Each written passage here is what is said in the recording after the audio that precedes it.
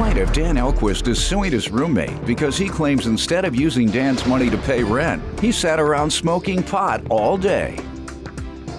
Defendant Niles Baker admits that he smokes pot, but says he has his medical marijuana card, and when he and Dan were in a band, Dan would get so drunk that he would pass out on his drum kit. Niles insists he planned on repaying Dan until Dan threatened to cast voodoo spells on him. Tell me what's going on. Well, I met this guy about 2010. You know, we both do the same kind of work. Started a band together. What do you do? Stagehand. Okay. Film, theater, rock and roll concerts. Big fan of your show, by the way. And so I got this job offer in January to go do sound at the Superdome for Beyonce, Super Bowl and stuff, not the lights.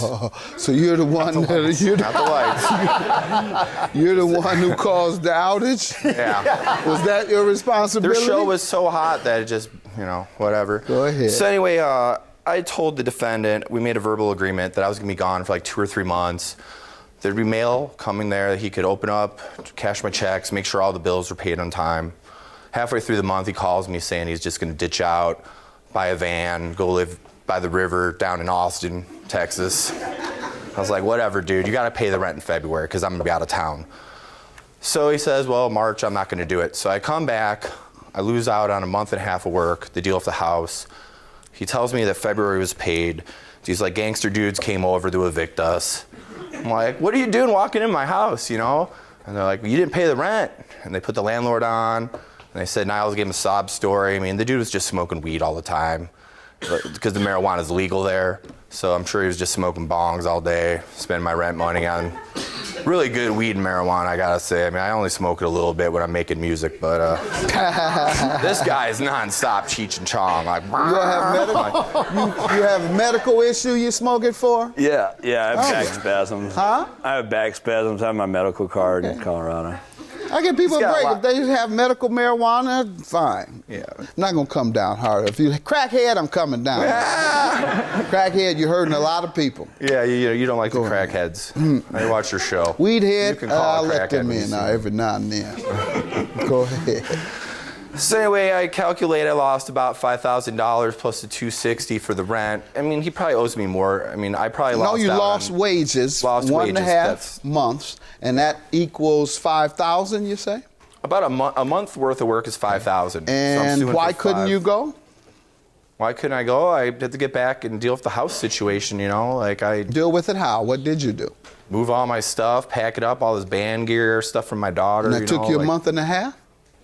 It was a bunch of work lined up, got back, it's wintertime, all the rents have gone up, everyone's moving to Denver because the marijuana is totally legal. It's not just the medical now, it's, you know, a studio costs like $800 now, and we get paid like a month and a half out. So I'm waiting for checks to come. I got no money coming in. But my point is, if you're suing him for a month and a half of lost wages, and you only were required to be there to move your things and deal with that, how did you lose a month and a half instead of 5 days? Well, I was there for like 2 weeks trying to, well, here's what happened. It take you that long to move? It takes me a long time to move. No truck. Well, you are smoking a lot of weed. Let me get a background, because that's one setback. Go ahead. You tell me your background. First of all, Your Honor, we used to play in a band together. He played drums. I guess you could say that. It's more like shoes in the dryer. But he'd get so belligerent and drunk at shows and almost pass out on the drum kit half the time and lose us a lot of money on gigs. So he's a drunk and you're a weed head. I guess you could say that. I know which one is worse. Eeny, meeny, miny. I think I have the lesser evil. Drunks get violent and act a fool. Oh, yeah. Weed heads just laugh and go to sleep. That's right. Whole different There was one time we were riding bikes and he had got too drunk to ride his bike and started yelling at the bike, threw it on the ground, passed out next to it. You were high off weed, so you start falling out laughing. Yeah, exactly. Exactly. So I sat there with him till our ride came and picked us up and had to put him in the car and put his bike in and took care of him in that aspect. And, you know, he just continues to be like that. Just when we call him Captain Weirdbeard when he gets belligerently drunk like that. Let's get to the stolen money you're suing him for and the lost wages. Hey. We'll discuss that further, but stolen money, what happened? He got my paychecks, cashed them, spent it on something else besides the rent. While you were doing... While I was working out of state. When I got back, he lied and told me he had paid the rent for the week and a half or so or whatever. Pretty much stabbed me in the back. He told me they had paid February, and then these guys show up and they're like, hey, what are you squatting? What are you doing in this house? And I'm like, hey, why are you walking in my house, you know? All right, sir. I had told him while he was in Louisiana that I was willing to, I was moving out, and I'd even put his stuff in storage for him and pay him his money back when he got back. But I was broke at the time. I needed the money. I was expecting a check and was planning to pay him back. Your check didn't come, so you stole his money. Yeah, I used his money. Essentially it, right? I planned to pay him back, but then... you haven't. Well, that's when it comes down. He started threatening me with black magic and putting spells on me and all this business. Black magic? You mean voodoo or something? Yeah, voodoo and this and that and the other. So I was just like... He knows voodoo, or you believed that he knows? I believed that he did, and I was just kind of offended by that. He would do something like that. This guy's baked right now, probably. I mean, listen to him. I mean, I came back, Your Honor. I found out there was a hobbit living in my room. It's like this guy, we call him the Hobbit. He rides trains and stuff.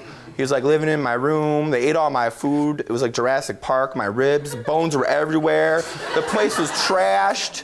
I was like, what's up, dude? You had a party? Like, he was making a ton of money that month. I know what he does for a living. There was this huge show in Denver. He made bank. We kind of had like a contest to see who was going to make more. He's like, you go down to New Orleans, you see how much you make. I'm going to stay here and see how much I make. Hence why I wasn't there half the time when the kids were staying at the house. So you agree that you owe for the stolen money. How much was that, sir?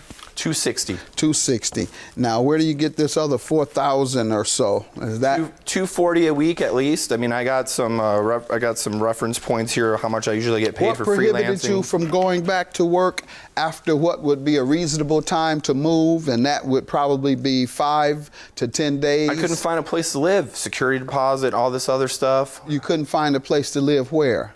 In Denver.